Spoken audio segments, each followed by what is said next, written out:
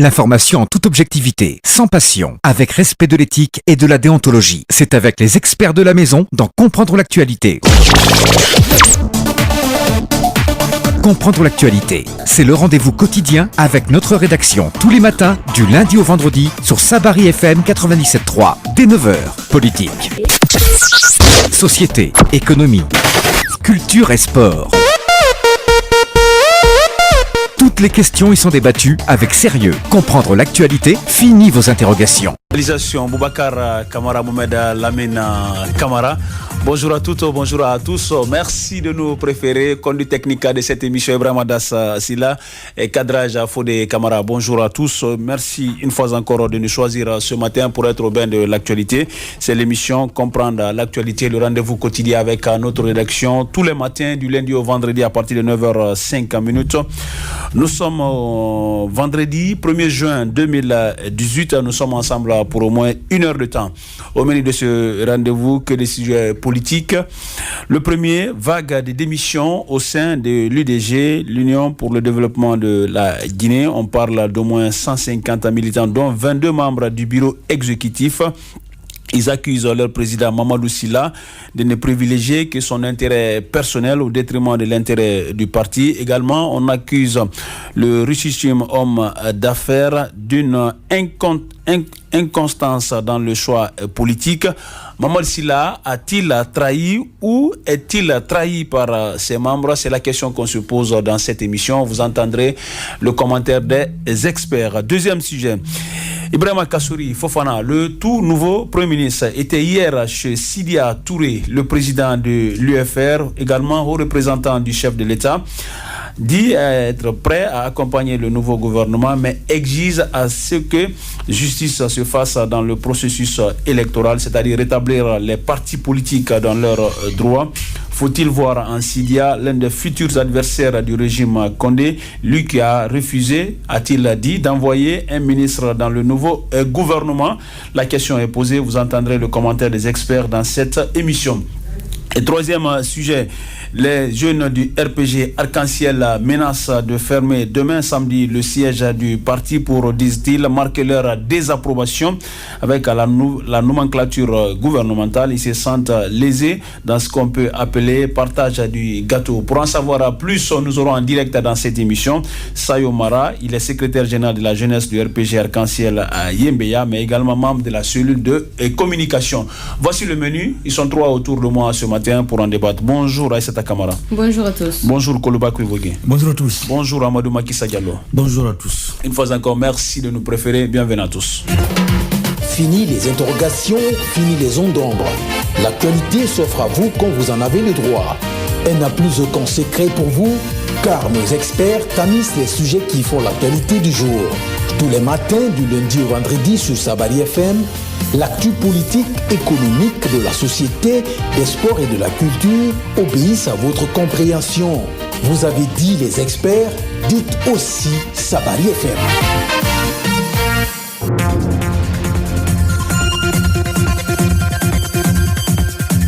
Une fois encore, bonjour et merci de nous rejoindre dans cette émission Comprendre l'actualité. Je le disais, le premier sujet de cette émission, c'est cette vague de démissions au sein de l'UDG, Union pour le développement de la Guinée, piloté par Mamadou Sylla, le richissime homme d'affaires. Nous vous invitons tout de suite à écouter ce qu'a dit précisément l'un des responsables de ce mouvement, en tout cas les démissionnaires de l'UDG.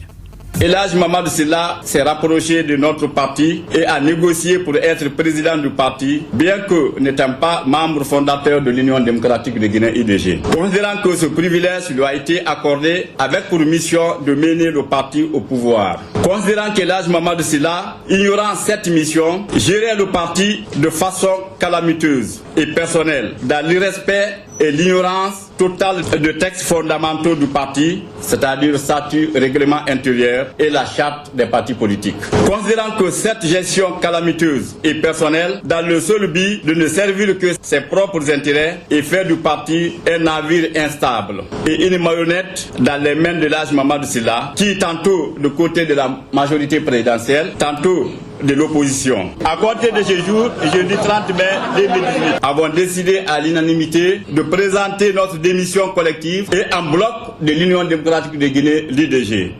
Ce que la Guinée possède, Sabari FM vous le révèle. Voilà, alors à l'instant même, un des responsables démissionnaires de l'UDG, on parle d'au moins 150 militants, y compris les 22 du bureau exécutif. Alors, Koulouba et Koivugi, c'est vrai qu'on connaît Mamadou Sylla pendant longtemps, proche quand même du président Conté, également allié à un moment donné du professeur Alpha Condé, aujourd'hui dans les escarcelles de l'opposition, notamment très proche de Cellou Dalein Diallo. Alors cette sortie de ces militants ou de ces membres du bureau exécutif de son parti, où on peut situer la trahison? Mamadou Sylla a trahi ou il a trahi? Trahison, est-ce qu'il y a eu trahison? Je ne saurais dire parce qu'il y a quelques détails qu'on ne maîtrise pas au-delà de cette communication officielle faite par ses responsables. Or, ce qui se dit officiellement et ce qui se passe dans les coulisses des formations politiques, il y a des fois de véritables écarts, il y a décalage parfois, mais nous avons tout de même quelques éléments sur lesquels on peut se baser pour bâtir notre analyse. Déjà, Mamadou Sylla est-il un homme frustré qui est à la recherche du gain perpétuel? Oui. D'autant plus qu'il était avec l'URPG Arc-en-Ciel, l'homme qui l'a soutenu, Alpha Condé, en 2010, puis 2013, même s'ils sont allés différemment aux élections législatives, mais à l'arrivée, ils ont fait une certaine coalition à l'Assemblée nationale où l'un de ses vice-présidents ou alors l'un de ses cadres du bureau politique national, Dembo Sylla, occupait un poste stratégique au niveau de l'Assemblée nationale, je crois, troisième, il était secrétaire parlementaire, j'y arrive, c'était bien son poste, le poste qu'il a occupé.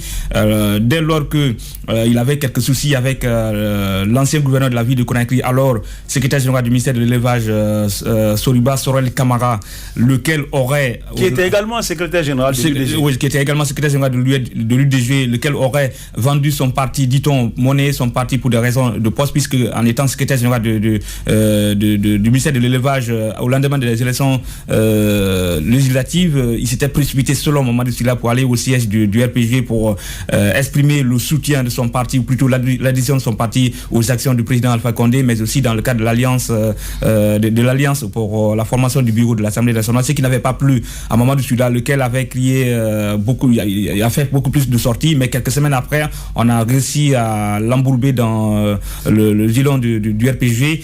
De frustration en frustration, il a réussi d'ailleurs à faire partir Sorel Kamara. Finalement, ce dernier a démissionné et dans la même foulée, Mamadou Sylla s'est retranché, il a quitté le RPG Arc-en-Ciel. Du coup, ça a valu c'est Dembo Sylla qui a pris le coup parce qu'on lui a retiré le poste qu'il occupait au niveau du Parlement. Il a donc perdu le poste de secrétaire parlementaire. Quelques semaines après, une fois de plus, Mamadou Sylla a signé alliance avec l'Union des forces démocratiques de Guinée, de Cellou Dalein Diallo, au siège même de cette formation, plutôt au QG Amdalaï. De cascade en cascade, il y a eu certaines frustrations déjà au niveau de certains de ces cadres du bureau politique qui ont estimé qu'ils ne voyaient plus en l'homme le véritable soutien du président. Or, ce qui est passé surtout, cette frustration, c'est davantage exprimé au lendemain de la formation du gouvernement de Kassori, parce que Kassori étant l'un des anciens également du RPG Arc-en-Ciel, qui étaient également retranchés, qui étaient venus dans l'opposition puis coopté par le président, il a occupé un poste stratégique à la présidence puis premier ministre. Les gens ont estimé que Mamadou Sylla, qui est venu à l'opposition en soutenant Cellou, pratiquement les cadres ne gagnent rien, au contraire, sont en train de perdre en faisant allusion. Mais pourquoi c'est maintenant? Pourquoi c'est maintenant? Parce que tout simplement les gens, c'est un peu ça ce que je disais la dernière fois avec la moralité de nos personnalités. Les gens ceux qui disent généralement au niveau des radios ou au niveau des médias, pour être précis, mais au fond ils ont créé des partis généralement pour se positionner pour l'intérêt personnel, alors qu'ils embrouillent tout le monde avec leur histoire de défense des intérêts de la population. Nullement c'est cela. Alors Aïssata, qui peut se sentir trahi dans cette situation?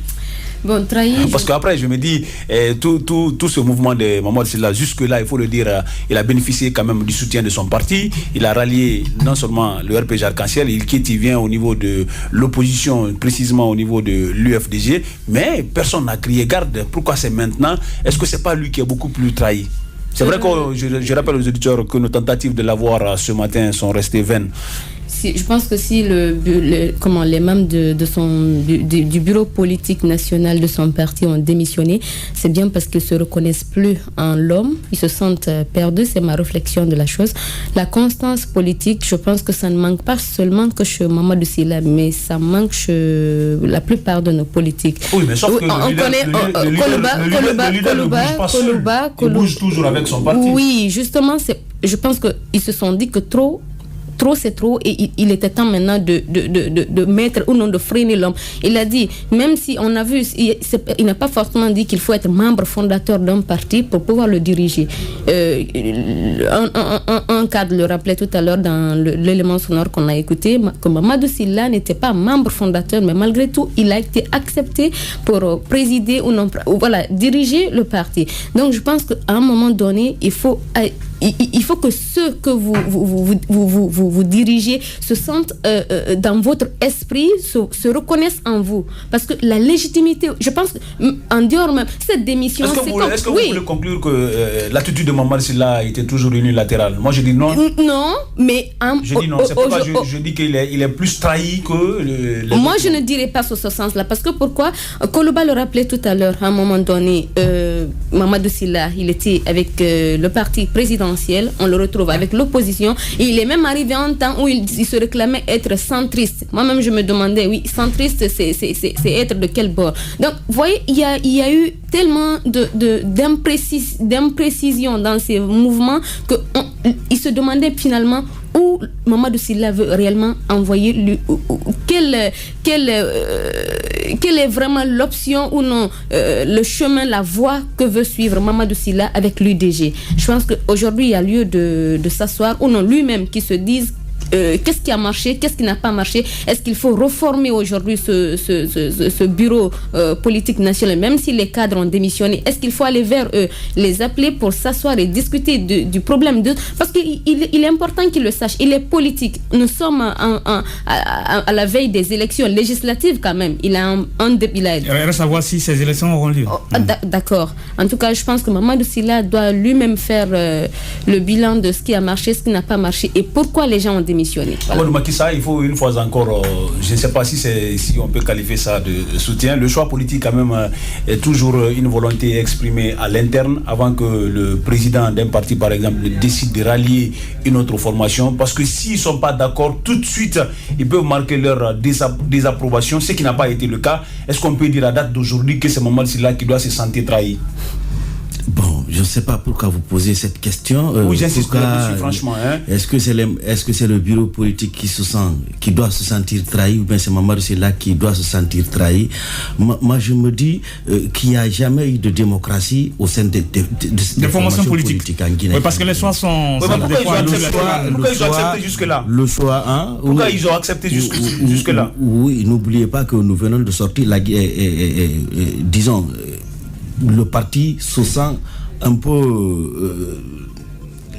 en tout cas, pense avoir raté une très belle occasion lors de la nomination, de la formation du dernier gouvernement. Moi, je veux même dirigé par la... Non, mais écoutez, ils sont de l'opposition. D'accord, ils sont de l'opposition, mais ça c'est l'opposition. Ils se sentent pas. Et surtout ils se sentent pas. Ils sont beaucoup plus de l'opposition. Je reviens à la phrase qu'a utilisée tout à l'heure Aïcha. C'est exactement ça. Ils se sentent pas dans l'esprit du président. Et je le disais tout à l'heure qu'il n'y a pas de démocratie au sein des formations. Ces formations politiques, surtout de l'opposition, qui exigent généralement la démocratie, ne sont pas, il n'y a pas de démocratie dans leur façon de faire. Vous allez voir que c'est différent. Mais je pense que le bureau exécutif, les membres qui viennent de jeter l'éponge, l'ont bien signifié dans leur déclaration. C'est-à-dire l'inconstance politique. Le choix, généralement... Quand quelqu'un est à la tête, unilatéral, moi c'est ce que je n'admets pas, franchement. Le choix n'est généralement c'est un groupuscule de personnes qui viennent avec des idées toutes faites pour dire aux gens, mais écoutez, on va ici. Certainement qu'ils ont dû vraiment tellement encaisser que finalement ils n'en peuvent plus, surtout qu'ils viennent de rater cette occasion. Et je me dis intérieurement qu'ils ont ils ont été consultés par rapport à la récente formation du gouvernement Kassouri. Et malheureusement, et Mamadou Sylla restant toujours dans cette position parce que, bon, l'homme, je ne dis pas qu'il n'a pas un niveau, mais un niveau intellectuel lui permettant de diriger un département, certainement, il a dû récuser. Et finalement, d'autres qui souhaiteraient vraiment aussi s'essayer dans la gestion des affaires de l'État se sont sentis aussi trahis par lui parce qu'il aurait dû au moins accepter pour que ceci puisse s'essayer. Mais aujourd'hui, il a dû refuser et ceux-ci se sont sentis brimés parce que tout simplement, lui, il pense aujourd'hui, son intérêt, c'est dans l'opposition. Et il a toujours, disons, tangué entre l'opposition et le pouvoir. Il n'a jamais d'opposition statique et généralement c'est cette accumulation de frustration qui a fait aujourd'hui que les gens là ont vraiment jeté l'éponge. Donc si moi vous me posez la question, Malik, je dirais que Mamadou Sylla a trahi ses camarades. C'est vrai. Généralement, ça se passe toujours comme ça. Ça se passe toujours comme ça. Ça se passe toujours comme ça. Ceux qui sont à la tête, généralement, ils ne sont pas démocrates, puisqu'ils se disent... Moi, il y a même quelque chose d'insolite que j'ai constaté dans cette façon de... Comment on appelle ça par rapport à cette affaire de démission. La démission a été vraiment prompte. Personne n'a entendu de bruit, il n'y a pas eu de fuite. C'est hier. Au fait, les rumeurs n'ont pas couru. Comme quoi ça ne va pas, comme on a l'habitude d'entendre ici. Parce une centaine de démissions, c'est trop. On peut entendre un cadre, deux cadres, mais voilà. Justement, Kourouba, c'est cela. Ça n'a jamais. Oui, mais d'accord, c'est votre idée. Il a été abandonné. Mais quelque part, dans l'esprit des gens, c'est lui d'abord qui a lâché les gens. Mais parce que peut-être certainement que lui l'a fait de façon intelligente, de façon tacite, on ne peut pas voir son côté. Donc je disais tout à l'heure que d'abord ça n'a pas fait de bruit, les gens sont venus spontanément et démissionner. Et deuxièmement, Kourouba le rappelait, disait tout à l'heure, c'est cette vague, c'est-à-dire que ce grand nombre de démissions, je pense qu'on n'en a jamais encore enregistré en Guinée ici. Et je pense que c'est aujourd'hui des cadres, les autres partis, les autres formations politiques doivent se sentir vraiment concernés par cette, comment on appelle ça, dans la gestion des affaires, surtout quand ils sont à la tête des partis politiques. Quand vous êtes à la tête d'un parti politique, ne pensez pas que le parti c'est pour vous. Ne pensez pas que c'est seulement votre décision. Parce que quand vous partez par-ci, par-là, les autres ne font que suivre. Non, un jour viendra, un moment viendra où les gens vont dire, mais écoutez, ça s'arrête. Si cette formation politique existe, c'est bien parce que nous sommes là. Alors, en réalité, les formations politiques guinéennes, je dis bien, les formations politiques guinéennes, ce sont les structures de dictature. Vous prenez les RPG, c'est la formation de dictature par excellence, l'UFDG notamment, et puis l'UDG maintenant. En réalité, au-delà de la structure, ce sont les gens qui viennent souvent vous parler de démocratie aux populations, alors qu'ils sont plus démagogues, ils sont plus dictateurs que jusqu'à la moitié de leur jour. Pratiquement, d'abord, il y a une histoire qui s'est passée entre Mamadou Sylla et certains de ses cadres, notamment entre lui et le secrétaire général, l'ancien secrétaire général, gouverneur de la ville de Conakry, Soriba Sorel. Alors que Soriba Sorel était secrétaire général du ministère de l'élevage, lui, il cherchait à être l'un des vice-présidents de l'Assemblée nationale. Connaissant son niveau, en tractation avec le RPG n'a pas accepté. Finalement, il a mis la pression sur Sorel Camara de démissionner. Finalement, Sorel a démissionné du parti. Sorel a démissionné de l'UDG pour garder son poste et rester avec le RPG. Et ça lui a valu le poste d'être gouverneur de la ville de Conakry. Alors pratiquement c'est la même chose et il en a fait autant en allant du côté de l'UFDG. Ça a amené Dembo Sylla à perdre son poste au niveau de l'Assemblée nationale. Alors si vous évoluez avec vos cadres, des cadres qui ne bénéficient pas de la promotion au sommet de l'État, et alors que vous avez déjà votre ressource, parce qu'on sait que Mamadou Sylla, on sait qu'il a été dans ce pays, les ressources, il a au moins le minimum pour lui permettre de mener sa vie, alors que des cadres sont en train de mourir de faim ou alors ils ne s'épanouissent pas au niveau du parti, ça pose de véritables soucis. Voilà. On sait également c'est la même chose qui s'est passée avec Zalikat Diallo et Lansana Kouyaté. D'accord, en tout cas c'est un dossier également qui est ouvert du côté de l'UDG. On attend d'avoir la réaction officielle du principal concerné, Mamadou Sylla, que nous avons tenté en vain d'avoir ce matin pour sa réaction après cette vague de démission. Nous observons une courte pause, on revient dans ce studio pour la suite de cette émission et nous allons parler de cette visite qu'a entamé le tout nouveau Premier ministre Ibrahima Kassory Fofana. Hier il a été reçu par Sidya Touré, le président de l'UFR, haut représentant du chef de l'État. Fini les interrogations, fini les ondes d'ombre. L'actualité s'offre à vous quand vous en avez le droit. Elle n'a plus aucun secret pour vous, car nos experts tamisent les sujets qui font l'actualité du jour. Tous les matins, du lundi au vendredi sur Sabari FM, l'actu politique, économique, de la société, des sports et de la culture obéissent à votre compréhension. Vous avez dit les experts, dites aussi Sabari FM. Retour dans ce studio pour la suite de cette émission. Je rappelle que si vous êtes à Zéro-Corée, vous nous pratiquez grâce à Pacifique FM sur la 96.6 ou partout où vous êtes à l'international, www.sabarifm.com. C'est le directeur.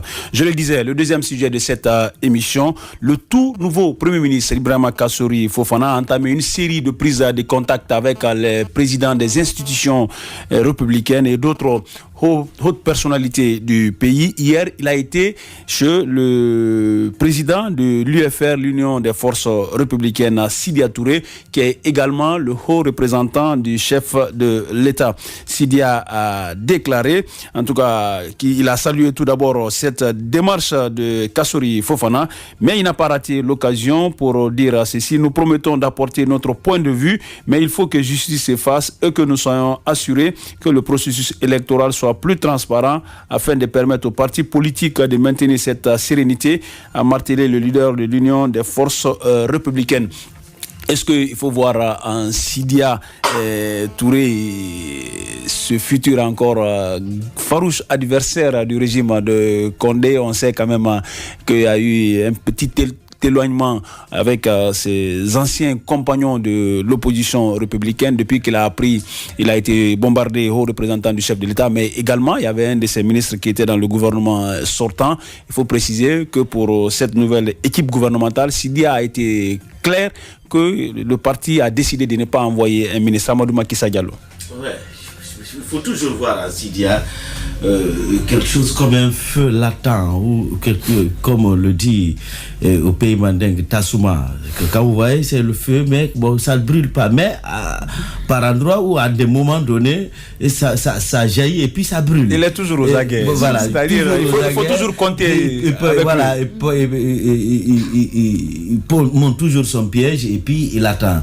Bon, moi, je me dis quelque part, c'est aujourd'hui une personnalité asymétrique dans le gouvernement. On a du mal quand même à le cerner. Voilà, c'est une personnalité asymétrique. Personne ne peut aujourd'hui camper ou en tout cas le mettre dans un angle et se dire bon voilà ici cet angle-là lui-ci définitivement, parce que d'un moment à l'autre vous allez le voir autrement. C'est pas si c'est parfois vous pensez qu'il est avec le pouvoir. Quand il fait des sorties, vous dites non, il est avec l'opposition. Voilà. Excusez-moi de faire cette ouverture, d'ouvrir cette brèche.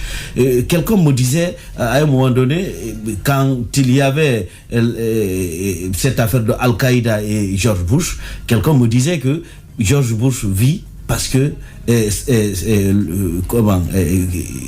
le terroriste Ben Laden existe. Ou Ben Laden existe parce que George Bush, les deux là s'entraident. Quelque part, moi je me dis que Sidya, l'UFR est en train d'aider aujourd'hui le pouvoir en place à avoir une certaine coloration politique un peu transparente. Qu'est-ce que ça veut dire quoi? Au moment où tous les autres partis politiques boudent le RPG, c'est en ce moment Sidya vient en rescousse. Et c'est au moment où les autres se rapprochent. Et lui il quitte. Voilà, lui il quitte juste pour qu'on dise qu'il y a une certaine démocratie, une certaine... Politiquement, il doit être intelligent. Voilà, politiquement, il est très intelligent. Je ne sais pas maintenant si l'avenir encore peut donner à Sidya cette force, cette capacité, parce qu'il y a l'âge, il y a les maladies, vous voyez, et nos politiques, ceux qui sont à la tête de ces différentes formations politiques, comment ils sont, bon, je ne vais pas outre mesure dans la description, mais quand vous les voyez, vous les sentez qu'il nous faut aujourd'hui une nouvelle génération de politiciens de la trame des Mouktar, de l'âge des Mouktar ou bien des Moustapha Naïté et autres. Mais quelque part, moi je me dis toujours, j'ai du mal à camper Sidia, et s'il faut aujourd'hui vraiment dire quelque chose, c'est d'observer d'abord Sidia, sinon que Kassory, l'initiative qu'il a prise, le fait de sillonner d'abord les institutions, après, bien sûr, après avoir fait la déclaration de ses biens, il a commencé à sillonner les institutions. Après les institutions, je suis sûr et certain, d'abord il a commencé à sillonner les partis politiques. Je suis sûr et certain qu'il ira voir d'autres partis politiques qui se sentent aujourd'hui plus marginalisés par le pouvoir, ou qui ne, en tout cas avec lesquels il n'est pas en odeur de sainteté. C'est pas maintenant, si avec Kassory qu'on connaît, il est un peu, souvent il a des techniques ou des, comme on le dit souvent, entre griffes techniques, s'il parvient un jour à capter ou à coopter certaines formations politiques, à les rapprocher du pouvoir, ce sera tant mieux pour le RPG Arc-en-Ciel. Mais pour le moment, le cas Sidia, franchement, c'est difficile de se prononcer. Voilà. Aïssata, vous partagez la même position ou vous êtes... Je partage la même position, parce que depuis sa nomination en tant que haut représentant du chef de l'État, je n'arrive toujours pas à cerner les réelles prérogatives de Sidya Touré en tant que haut représentant. Parfois, on le voit plus politique que... En tout cas, s'il est haut représentant, je me dis que là où le président se limite, en principe, c'est à lui de continuer ou non de poursuivre les actions du chef de l'État. Mais ou que si le président n'est pas là, lui, il continue à gérer les affaires courantes. Ouais. Mais si encore à côté, il y a un ministère chargé des affaires présidentielles, alors que lui, il est là comme haut représentant, je me pose bien des questions. Maintenant, pour revenir à la visite de Kassory. Kassory l'a rencontré en tant que haut représentant ou en tant que responsable de parti politique, parce qu'il y a aussi lieu de se poser la question. Et il faut dire que Sidia s'est exprimé avec ses deux casquettes. Parce qu'ils vont donner, c'est-à-dire leur point de vue. Ça, c'est le haut représentant qui parle, là, certainement. Hein? Ça, c'est vraiment...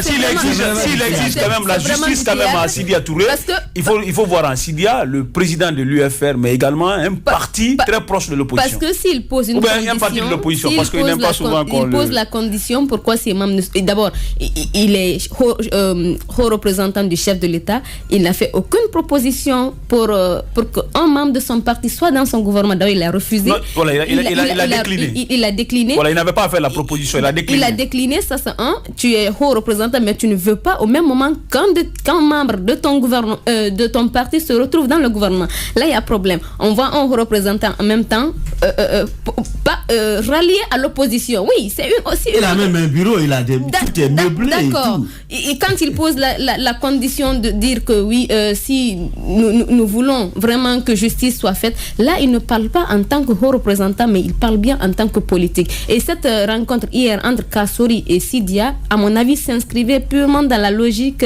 d'une rencontre avec les responsables des partis politiques pour discuter de questions de paix. Parce que c'est ça aussi. On a vu les élections... Sidya a insisté sur l'aspect quand même. La sérénité dépendra de là. Il faut qu'il y ait justice. On a vu les récentes élections locales, et jusque-là, la Guinée a du mal encore à installer ses élus. Et je pense que c'est dans cette logique-là il est en train de rencontrer ses leaders de partis politiques. En tout cas, il faut rappeler qu'en 1996, Sidya Touré, nommé Premier ministre, a fait appel à l'époque au jeune Ibrahima Kassory Fofana pour occuper un portefeuille ministériel, en l'occurrence le ministère de l'économie et des finances. Alors, Koloba Kouivogui, cette visite devrait rassurer qu'il y a un soutien, même si c'est vrai qu'il faut le rappeler, c'est un oui conditionné quand même de l'ancien Premier ministre Sidya Touré. Sidya Touré s'est dit surpris de la visite d'hier effectuée par Ibrahima Kassory Fofana. Il s'est même interrogé quand des journalistes lui ont posé la question. Savez-vous pourquoi Kassory est venu à votre rencontre? Je ne sais pas.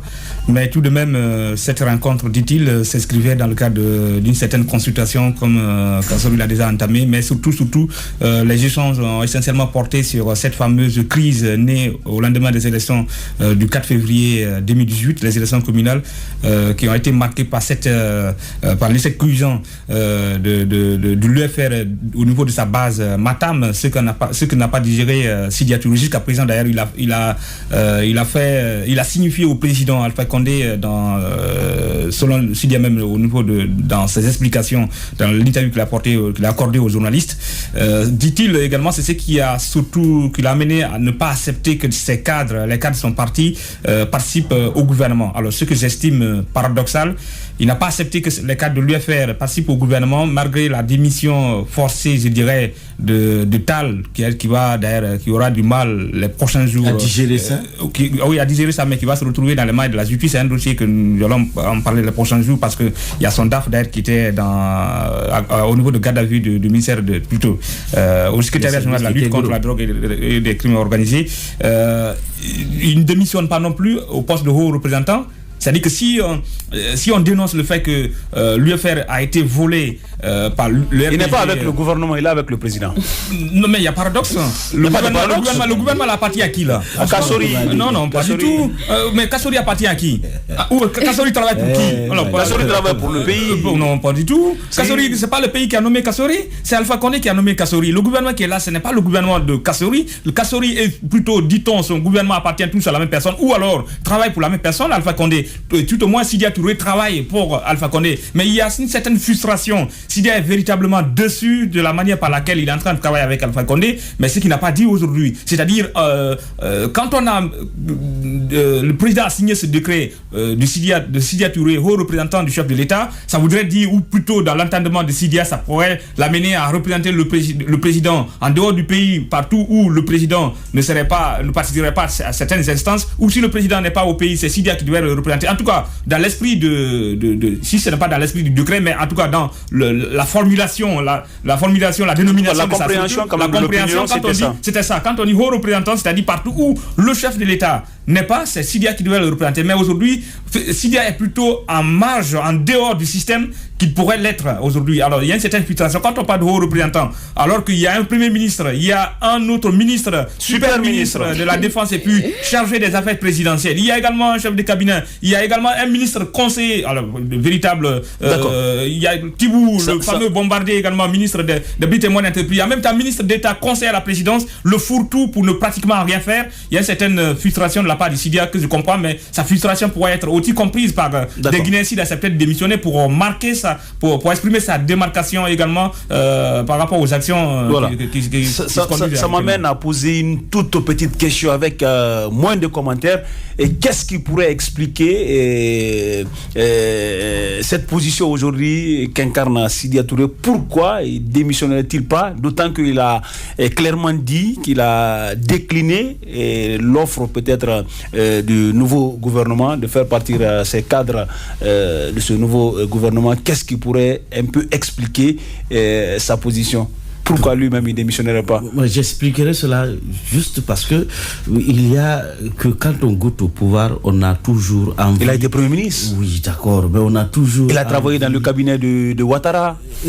C'est quelqu'un qui est à l'abri quand même du besoin financier. Si vous parlez de cela, je suis entièrement d'accord. Mais il vous souviendra. Il n'a pas de salaire. Il a dit. Il vous souviendra que l'arrivée. C'est lui qui. L'adhésion. Il n'a qu'un bureau. Et puis. Oui, mais sur un véhicule de commandement. Vous y avez été. Un bureau somptueux. Oui, mais après. Très somptueux. Mais après. Abandonné. Ça ne représente rien quand même dans la vie de Sidya. Ça ne représente rien à Amadou Macky Sall. Il vous souviendra Malik aussi, que le fait que Sidya ait accepté cette proposition de Alpha Condé, du président Alpha Condé, est essentiellement dû aussi à son envie, parce que là il le tenait à faire du mal à Cellou. À l'opposition républicaine surtout. Parce que donc ce rapprochement c'est beaucoup plus pour faire mal à Cellou, parce qu'il avait estimé que de rejoindre à un moment donné cette guerre a toujours existé entre Cellou et Sidya. Sidi a dans sa tête, si une seule fois, Cellou Dalein Diallo a bénéficié, a eu l'occasion ou l'opportunité de diriger un poste ministériel, c'était grâce à lui, parce que c'est là, quand même, il avait les coups de franche en 1996, il avait les coups de franche en formant ce gouvernement. Donc, il estime que c'est lui qui a, pour la première fois, sorti Cellou Dalein Diallo de l'ombre, tiré de l'ombre. Donc, lui donner un poste ministériel. Donc, à un moment donné, quand ils sont... Guerre d'ego. Guerre d'ego. Il y a une guerre d'ego. Alors, à un moment donné, cette personne que vous avez tirée de l'ombre parvient à avoir de la popularité plus que vous. La jalousie, certainement, il n'arrive pas à digérer. Mais quelque part, vous savez, on a toujours des positions tranchées. Alors, psychologiquement, c'est des gens qu'on appelle de petites personnes, quoi. Oui, mais naturellement, c'est cela. Vous pouvez vous pouvez ne pas être président de la République, mais mettre un enfant qui devient président de la République. Ouais, d'accord. Qui connaît? Est-ce que le papa d'Alpha Condé a été président de la Guinée? Est-ce que le papa de Lansana Conté a dirigé la Guinée? Je me dis non. Mais aujourd'hui, si il y a cette guerre entre les deux, c'est justement cette popularité qu'il y a que ce parti engage. Merci. Et finalement, accepter un poste à côté du président Alpha Condé, il le pensait, il pensait que vraiment c'est une revanche pour lui. Voilà, merci Amadou Macky Sall Diallo, merci aux autres experts. Nous allons poursuivre en tout cas le cours de cette émission. Vous le savez, on est pris pratiquement par le temps.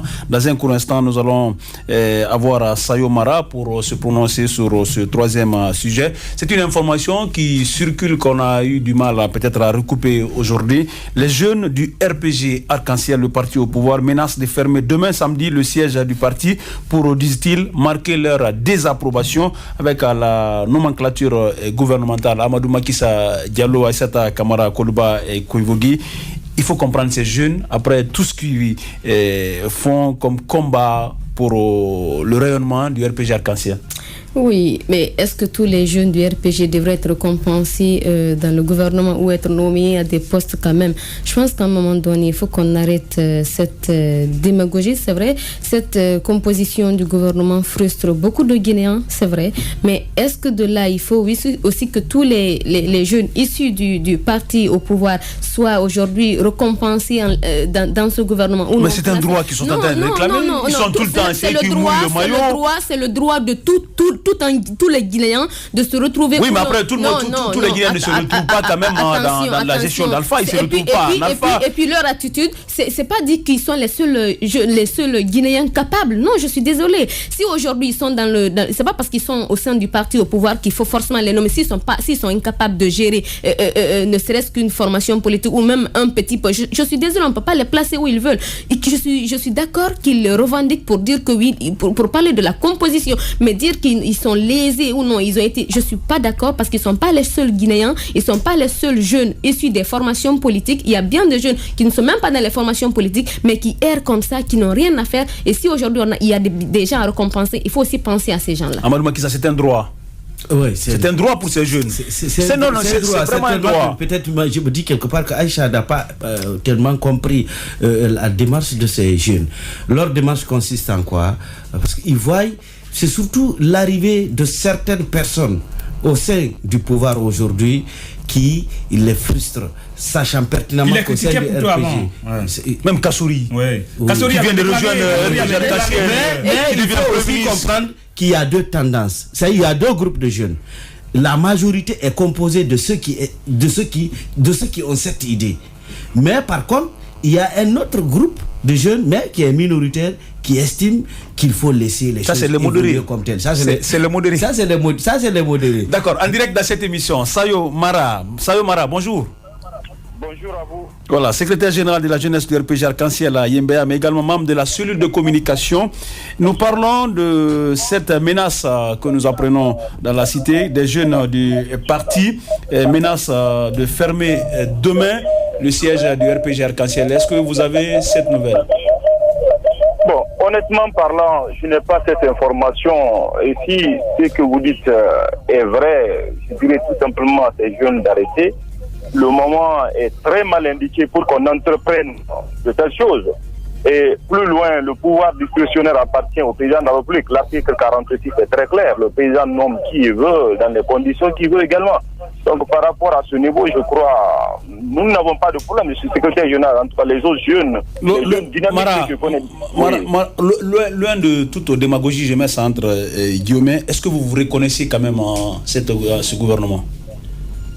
Vous savez, si je ne m'y reconnaissais pas, j'allais intervenir. Ceux qui me connaissent, me connaissent. Oui, mais Sayon, vous faisiez partie, en tout cas, moi j'ai lu votre poste il y a bien quelques jours avant la nomination de Mokhtar Diallo. Vous êtes vigoureusement attaqué à cette politique ou cette démarche du président qui a visé à rapprocher Mokhtar Diallo du RPG. Vous estimez que Mokhtar n'apporte pratiquement rien du pouvoir. Oui, Mokhtar Diallo n'apporte presque rien au parti et au pouvoir.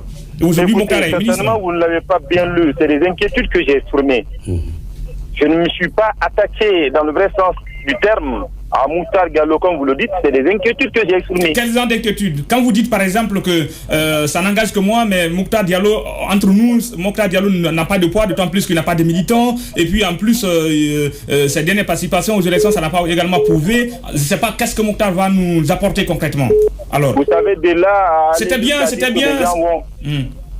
Pardon, je dis de là aller jusqu'à dire qu'on va fermer le siège, ça c'est autre chose. Je crois que c'est des débats qui sont différents.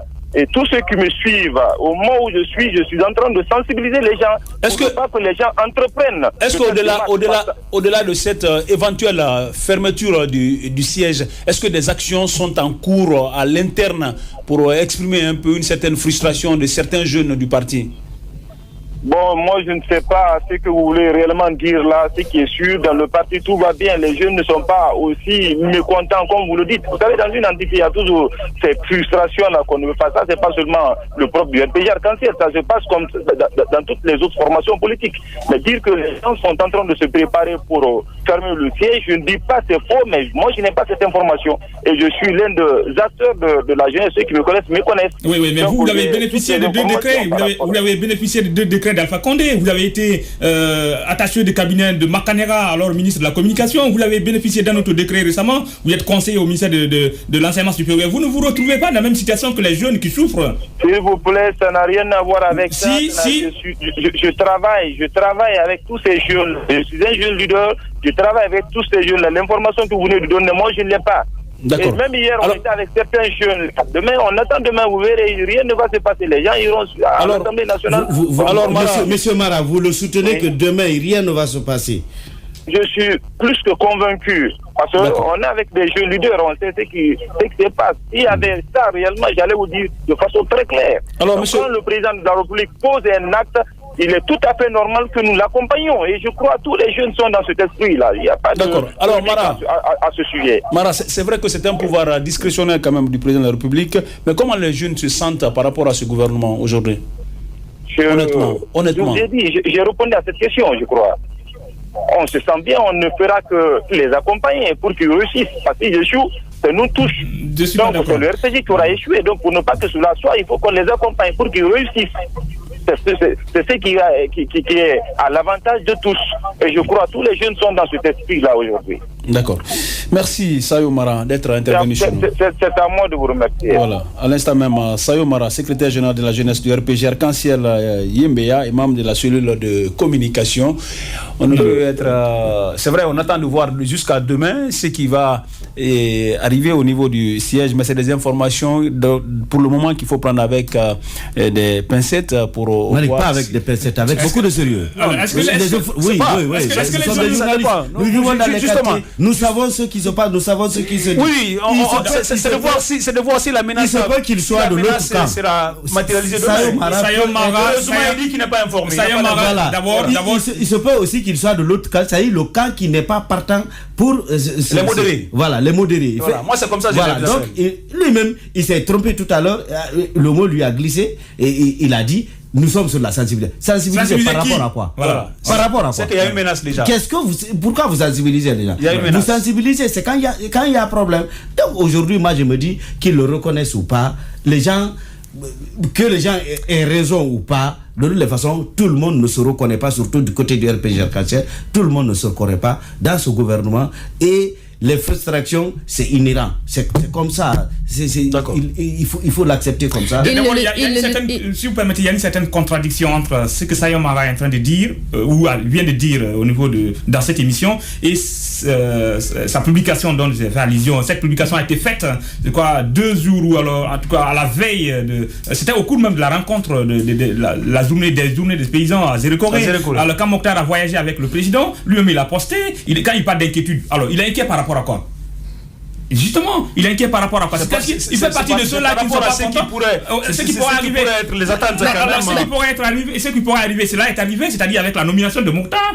C'est le choix du président. C'est le choix du président. Alors lui, il n'était pas content, le rapprochement de Mokhtar à Alpha Condé, il n'était pas content. Alors, c'est de la même façon que beaucoup de jeunes... C'est pas parce qu'il n'était pas content, Tourouba. C'est pas parce qu'il n'était pas content. Il a exprimé des inquiétudes. Ces inquiétudes sont vraiment normales. Même vous...